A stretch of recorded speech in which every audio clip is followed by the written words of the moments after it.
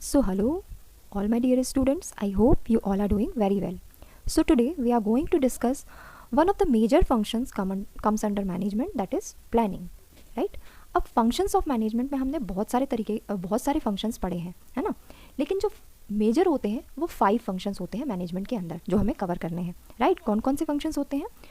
Planning होता है, organising होता है, स्टाफिंग होता है, देन डायरेक्टिंग एंड कंट्रोलिंग। ये 5 फंक्शंस जो हैं वो मेजर फंक्शंस कहलाते हैं मैनेजमेंट के अंदर, जो हम कवर करेंगे। और आज की क्लास में हम प्लानिंग कवर करेंगे, प्लानिंग के बारे में डिस्कशन करेंगे, और फर्दर जो क्लासेस हमारी आएंगी उसमें हम अदर फंक्शंस के बारे में डिस्कशन करेंगे। तो चलिए स्टार्ट करते हैं। सो प्लानिंग से हम क्या समझते हैं?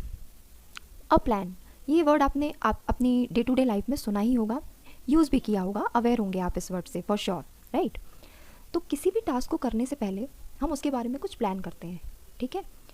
आपने कुछ टास्क सोचा और आप उसको करने बैठ जाओगे, ऐसा बिल्कुल नहीं होता है, ठीक है?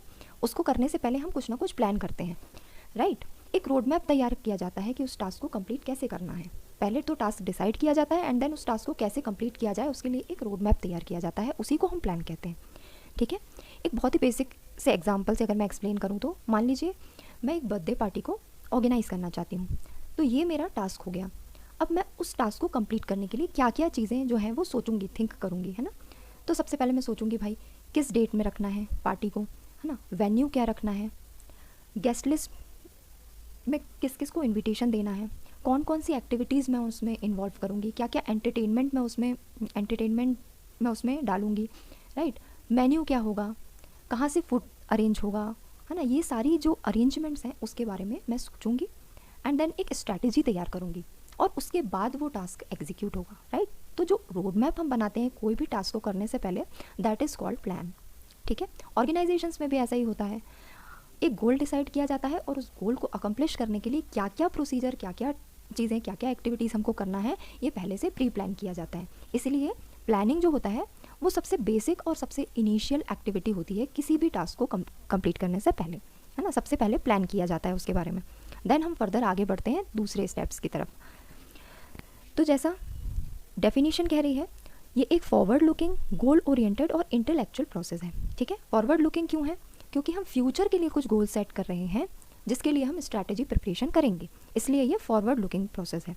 गोल ओरिएंटेड, कुछ ना कुछ गोल होगा जिसके लिए प्लान किया जाएगा, और इंटेलेक्चुअल प्रोसेस मतलब मेंटल एक्टिविटी, राइट? आपको बहुत सारी लॉजिक का इस्तेमाल करके, एनालिटिकल थिंकिंग का इस्तेमाल करके बेस्ट कोर्स ऑफ एक्शन को सिलेक्ट करना होता है उस पर्टिकुलर टास्क को कंप्लीट करने के लिए, ठीक है? तो ये हो गया a forward looking goal oriented intellectual process to achieve a predetermined outcome. Predetermined outcome यानी कि जो हमने गोल सेट किया हुआ है पहले ही, उसको अचीव करने के लिए एक स्ट्रैटेजी प्रिपेयर की जाती है, ठीक है? तो इसके की पॉइंट्स क्या हो जाएंगे? सबसे पहले तो गोल को डिफाइन करना है, कुछ ना कुछ गोल सेट होगा, उसी के लिए प्लान किया जाएगा। सेकेंड पॉइंट कह रहा है कि ये एक प्राइमरी एक्टिविटी है। जी हाँ, बिल्कुल प्राइमरी एक्टिविटी है। ये एक इनिशियल स्टेप होता है किसी भी टास्क को शुरू करने से पहले एक इनिशियल स्टेप होता है कि हम पहले उसके लिए प्लान करते हैं, राइट? तो ये एक प्राइमरी एक्टिविटी है। फिर डेवलपिंग अ कॉम्प्रिहेंसिव स्ट्रैटेजी, एक बार गोल सेट हो जाने के बाद कॉम्प्रिहेंसिव स्ट्रैटेजी डेवलप की जाती है उस गोल को अचीव करने के लिए, ठीक है? फिर मेकिंग प्रोविजंस, यहाँ पे प्रोविजंस का मतलब है रिसोर्सेज को अरेंज करना। अब उस पर्टिकुलर टास्क के लिए कंप्लीट करने के लिए हमको कौन कौन से रिसोर्सेज की आवश्यकता है उसका अरेंजमेंट करना, that is called making provisions, right? उसके बाद आता है establishing timelines to achieve the decide outcome. ये एक बहुत इंपॉर्टेंट पॉइंट है। कोई भी गोल या गोल जब हम सेट करते हैं तो उसका एक पर्टिकुलर टाइमलाइन होता है, टाइम ड्यूरेशन होता है। ऐसा नहीं होता कि हम उसको करते चले जाएंगे, नहीं। एक टाइमलाइन होता है जिसके अंडर हम उसको कंप्लीट करते हैं। देन उसके कंप्लीट हो जाने के बाद में हम नेक्स्ट गोल सेट करके उसकी तरफ बढ़ने लगते हैं, राइट? तो एक टाइमलाइन होता है पर्टिकुलर किसी भी गोल को कंप्लीट करने के लिए। अब बात करते हैं इसके फीचर्स या फिर कैरेक्टरिस्टिक्स कह लीजिए आप। तो क्या कैरेक्टरिस्टिक्स होते हैं इसके? ये एक गोल ओरिएंटेड प्रोसेस है। हाँ, गोल ओरिएंटेड प्रोसेस है बिकॉज इसमें गोल पहले सेट किया जाता है। फिर सेकंड आ रहा है futuristic in nature. Futuristic in nature यानी कि हम फ्यूचर के लिए प्लान कर रहे हैं। कोई भी चीज़ जो प्रेजेंट में चल रही है उसके लिए प्लान नहीं कर सकते, जो पास्ट में हो चुकी है उसके लिए नहीं प्लान कर सकते। हम फ्यूचर में जो चीज़ होने वाली है या जो टास्क हमें कंप्लीट करना है उसके लिए प्लान करते हैं, इसलिए इसको फ्यूचरिस्टिक इन नेचर कहा गया है। देन नेक्स्ट पॉइंट है परवेसिव। परवेसिव यानी कि ये हर एक लेवल पे एग्जिस्ट करती है ना, चाहे आप डे टू डे लाइफ की एग्जांपल ले लीजिए, चाहे ऑर्गेनाइजेशन में डिफरेंट लेवल्स की बात कर लीजिए, हर एक जगह प्लानिंग की नीड होती है और प्लानिंग एग्जिस्ट करती है, चाहे बात छोटे से छोटे टास्क की हो, चाहे बात बड़े से बड़े टास्क की हो, ठीक है। फिर आगे आता है coordination between what, why, who, where and when, right. तो हम कोऑर्डिनेशन डेवलप करते हैं कि हमको क्या करना है, कैसे करना है, कब करना है, कौन करेगा, है ना। इन सारी चीज़ों के बीच में प्रॉपर कोऑर्डिनेशन ही प्लान कहलाता है।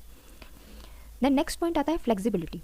अब हमने प्लान किया है, अभी हमने उसको एक्शन में नहीं लिया है ना, एग्जीक्यूट नहीं हुआ है वो, तो अगर सिचुएशन में कुछ चेंजेस होते हैं तो हम उसके अकॉर्डिंग प्लान में चेंजेस कर सकते हैं।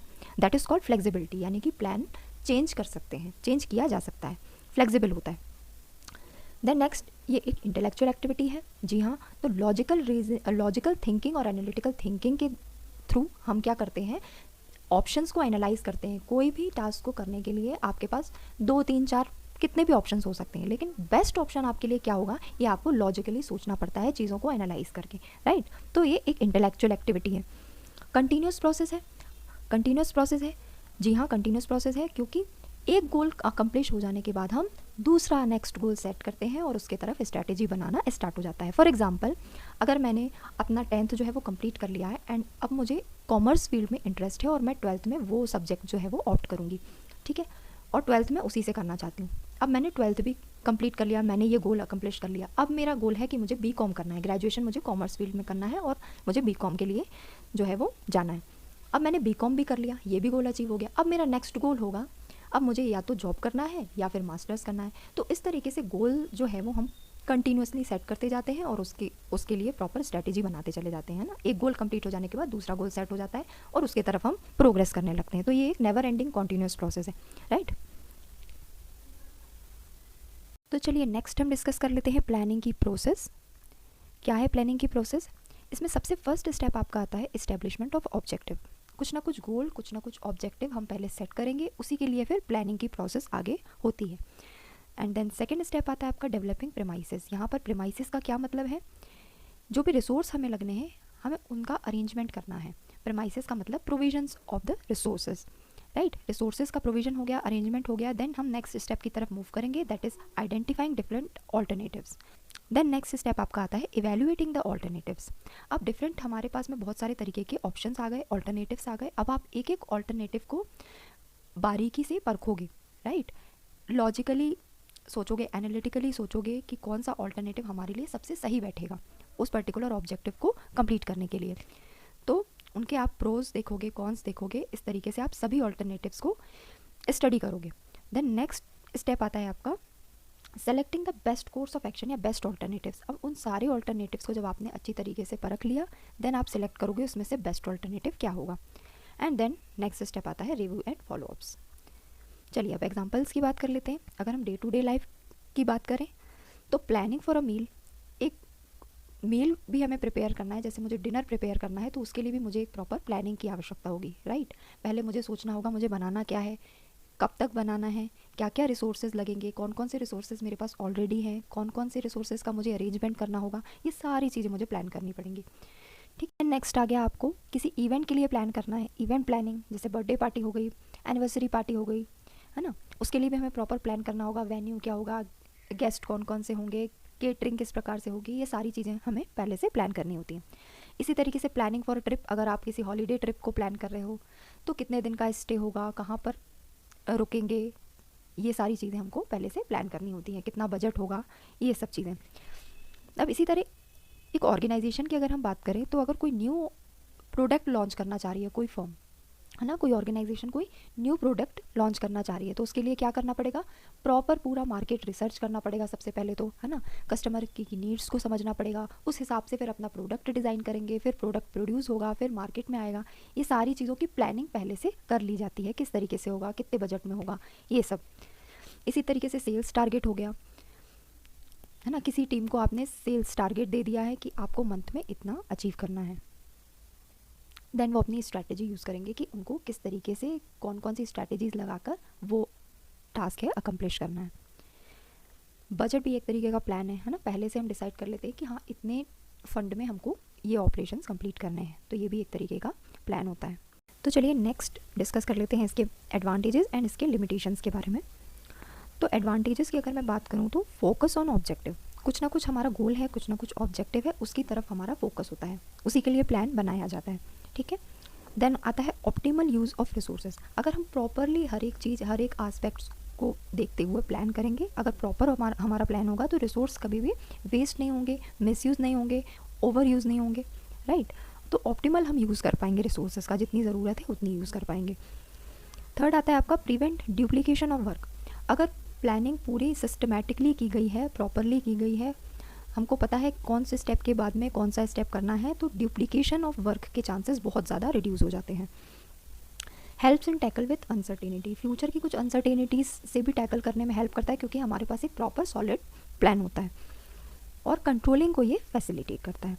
लिमिटेशन की अगर बात करें तो ये कॉस्टली प्रोसेस है। कॉस्टली कैसे है कि बड़े बड़े ऑर्गेनाइजेशंस में आपने देखा होगा जो बहुत बड़े बड़े डिसीजंस लेने होते हैं कभी कभी, उसके लिए एक प्रॉपर स्ट्रैटेजिक प्लान बनाया जाता है ना, लॉन्ग टर्म के लिए प्लान बनाया जाता है, जैसे बिजनेस को एक्सपेंशन करना है या फिर कोई न्यू प्रोडक्ट को लॉन्च करना है, इस तरीके के बड़े डिसीजन जब लिए जाते हैं तो उसके लिए बहुत हर एक आस्पेक्ट पे सोच विचार करके एक प्रॉपर प्लान तैयार करना होता है। इसमें कभी कभी क्या हो जाता है, रिसर्च करना पड़ जाता है, ठीक है, एक्सपर्ट्स को हायर करना पड़ जाता है, और इस तरीके की चीज़ें होती हैं जिससे कॉस्ट कभी कभी ज़्यादा हो जाती है, जितना लगना चाहिए उससे काफ़ी ज़्यादा लग जाती है। देन टाइम कंज्यूमिंग प्रोसेस है, तो अगर आप किसी भी चीज़ को प्रॉपरली प्लान कर रहे हो तो उसमें टाइम तो लगना ही लगना है ना, तो टाइम कंज्यूमिंग होता है ये कभी कभी। रिजिड समटाइम्स मीन्स कि कभी कभी फ्लेक्सिबिलिटी नहीं हो पाती है, जैसे कि मान लीजिए टॉप लेवल मैनेजर्स ने कुछ पॉलिसी बनाकर दे दी है आपको उस चीज़ को इम्प्लीमेंट करना है ना, आप उसमें कुछ भी चेंजेस नहीं कर सकते, लेकिन कभी कभी क्या है, सिचुएशन के अकॉर्डिंग उस प्लान में चेंज करना ज़्यादा बेटर होता है, बट हम नहीं कर पाते हैं क्योंकि हमें ऊपर से ऑर्डर्स होते हैं कि हमको उसी तरीके से उसको इम्प्लीमेंट करना है, तो इस वजह से कभी कभी ये रिजिड भी हो जाता है। Lack of information could lead to delays, information में डिले होने की वजह से भी प्लान्स में जो है वो डिले हो जाता है। प्रॉपर इन्फॉर्मेशन जब हमारे पास जब तक नहीं होगी, जब तक हम प्रॉपरली प्लान नहीं कर पाएंगे चीज़ों को, राइट। फिर लास्ट आता है आपका चांसेस ऑफ ह्यूमन एरर, तो ह्यूमन मशीन तो है नहीं, गलती तो कहीं ना कहीं हो सकती है, तो प्लान कभी कभी फेल भी हो सकता है due to human error, right. तो ये था आपका पूरा टॉपिक प्लानिंग के बारे में। नेक्स्ट क्लास में हम डिस्कस करेंगे next function which is organisation. कुछ भी आपको डाउट है तो you can ask me in the comment sections. Please like and share with your friends. Thank you.